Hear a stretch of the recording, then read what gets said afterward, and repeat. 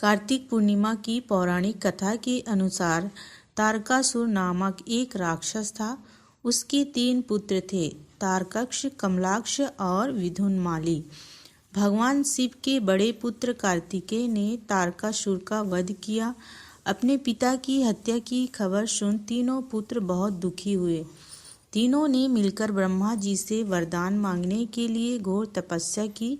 ब्रह्मा जी तीनों की तपस्या से प्रसन्न हुए और बोले कि मांगो, क्या वरदान मांगना चाहते हो। तीनों ने ब्रह्मा जी से अमर होने का वरदान मांगा, लेकिन ब्रह्मा जी ने उन्हें इसके अलावा कोई दूसरा वरदान मांगने को कहा।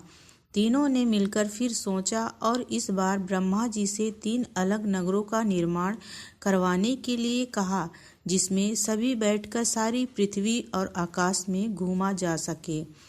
1000 साल बाद जब हम मिलेंगे और हम तीनों के नगर मिलकर एक हो जाएं और जो देवता तीनों नगरों को एक ही बाण से नष्ट करने की क्षमता रखता हो, वही हमारी मृत्यु का कारण हो। ब्रह्मा जी ने उन्हें ये वरदान दे दिया। तीनों वरदान पाकर बहुत खुश हुए। ब्रह्मा जी के कहने पर मैं दानव ने उनके लिए 3 नगरों का निर्माण किया। तारकक्ष के लिए सोने का, कमला के लिए चांदी का और विधुनमाली के लिए लोहे का नगर बनवाया गया। तीनों ने मिलकर तीनों लोकों पर अपना अधिकार जमा लिया। इंद्र देवता इन तीनों राक्षसों से भयभीत हुए और भगवान शंकर की शरण में गए।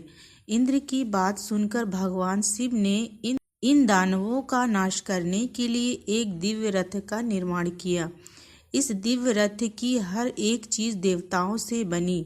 चंद्रमा और सूर्य से पहिए बने। इंद्र, वरुण, यम और कुबेर रथ की चाल घोड़े बने। हिमालय धनुष बने और शेषनाग प्रत्यांचा बने। भगवान शिव खुद बाण बने और बाण की नोक बने अग्निदेव। इस दिव्य रथ पर स्वयं भगवान शिव सवार हुए। भगवानों से बने इस रथ और तीनों भाइयों के बीच भयंकर युद्ध हुआ। जैसे ही ये तीनों रथ एक सीध में आए, भगवान ने बाण छोड़ तीनों का नाश कर दिया। यह वध कार्तिक मास की पूर्णिमा तिथि को हुआ था। इसलिए इस दिन को त्रिपुरी पूर्णिमा नाम से जाना जाने लगा। इसी वध के बाद भगवान शिव को त्रिपुरारी कहा जाने लगा तथा इन राक्षसों के अंत की खुशी में सभी देवता प्रसन्न होकर भोलेनाथ की नगरी काशी पहुँचे और उन्होंने काशी में लाखों दिए जलाकर खुशियाँ मनाई।